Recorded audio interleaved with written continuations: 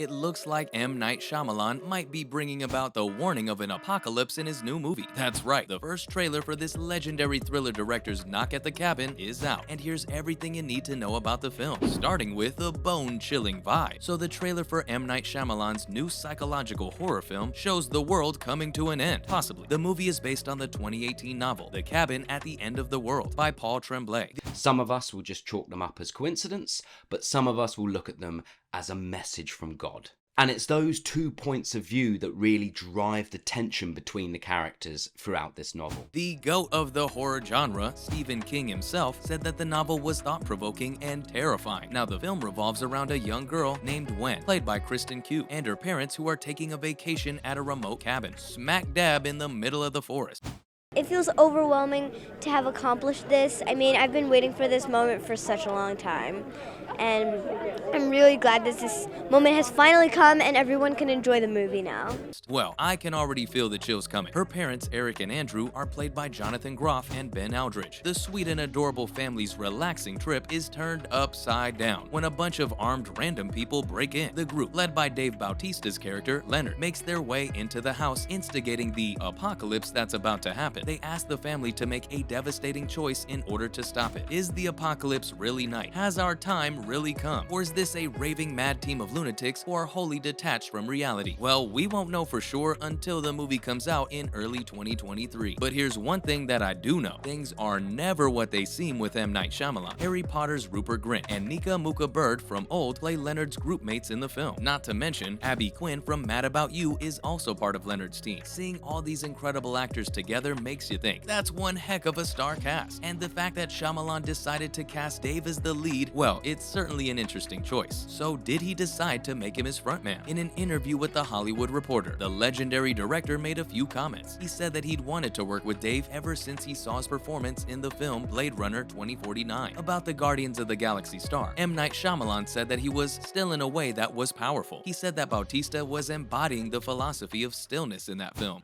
And so that was it. It's not that I like the action roles. I just don't seek them. I think that's a natural, it's kind of a given, put the ex-wrestler into an action role. So when this script came around, Shyamalan knew he wanted Dave to play the unnerving giant Leonard. He wanted him to do the stillness. And that's how he ended up asking Dave Bautista to be part of his movie. Shyamalan shares screenplay credit with writers Michael Sherman and Steve Desmond. The iconic director produced the film along with Mark Beanstalk from Split and its successor film, Glass. Ashley Fox from Promising Young Woman and Steven Schneider have also worked on the film. With all these big names, it's bound to be great. The principal photography for the film started last year in April. The film was released on the silver screen on the 3rd of February 2023, and it looks like M. Night Shyamalan is ready to take us on an electrifying journey with his new film. But how did he decide on what to unveil in the trailer though? The famous filmmaker told Total Film that he talked to Universal Studios about the thing that they have to do at the end of the trailer. They came to the decision that it would be better to not tell viewers just what it is. That it was brave enough to go on a kind of deeply spiritual journey, even though it's in a very interesting and kind of shocking way. They just have to find a way to tell viewers that the thing isn't good for any of them. In an exclusive new image, Dave Bautista, Rupert Grint, and Abby Quinn could be seen in the cabin shared by the couple in the film. We were filming Glass Onion and we were in Greece and just, it was a beautiful day and we were sitting there in beautiful, comfortable clothes, and I just looked at him, I said, man, isn't it great that we're on a film and we're not beating the out of each other?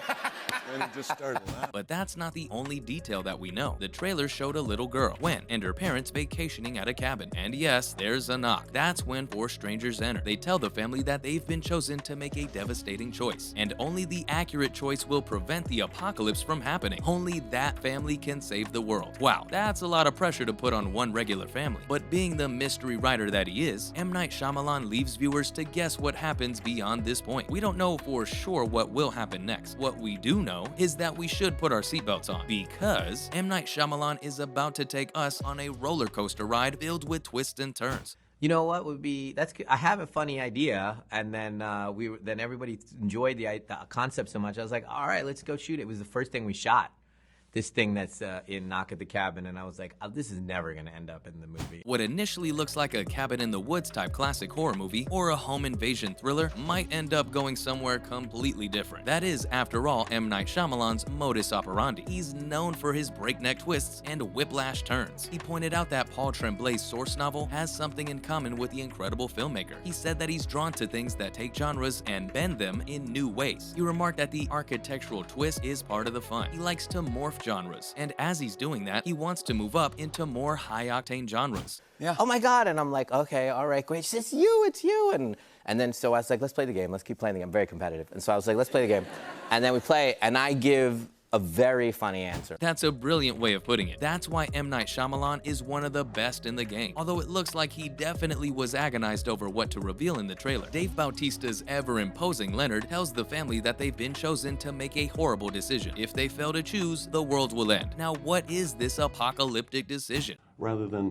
he's a big meathead. I don't want people to think that of me. So I think, I can relate to Leonard that way. I think he's a gentle guy, and he intentionally makes himself smaller and gentle and comes across gentle because he doesn't want to intimidate. In order to keep it a surprise, M. Night's decided not to mention it in the first trailer for the thriller. That's right, we're gonna have to wait for the movie to hit the big screen. I know, I'm just as impatient as you guys. But in his talk with Total Film, the iconic director said that he and the studio went back and forth on whether to make the big reveal in the trailer itself. They ultimately decided not to. All we know is that we can't trust M. Night Shyamalan to drop all his secrets in one trailer. The family's held hostage by a group of home invaders who seem to want something pretty strange. Is the end of days really happening, or is this just some horrible coincidence? The trailer does show a devastating flood on TV, so it looks like there might be some truth to what the four strange home invaders are saying. Now, M. Night Shyamalan's got a couple of PG-13 films under his belt, but Knock at the Cabin by this wondrous filmmaker received a solid R rating. Apparently, that's because of the violence and language in the film, so you'll probably have to leave the kids at home when you go to watch this one.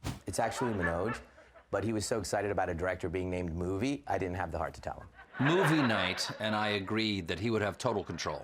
I wanted to infuse everything with my special brand of Shyamalan eeriness. A while ago, a BTS feature was released online by Universal Studios. It featured Shyamalan and some of the film's cast as they talked about what drew them to the film and what makes it different from other home invasion thrillers and apocalyptic films. Speaking of cast, who's gonna be playing Eric and Andrew? Why, our very own Ben Aldridge and Jonathan Groff, of course. Who else but our favorite queer actors? Ben's known for his role in the iconic television comedy drama Fleabag, whereas Jonathan Groff has a broader background. You might recognize him as Kristoff from the animated Disney feature Frozen, and he's also performed a number of roles on stage. In fact, he played the ridiculously sardonic King George in Lin-Manuel Miranda's popular Broadway musical Hamilton.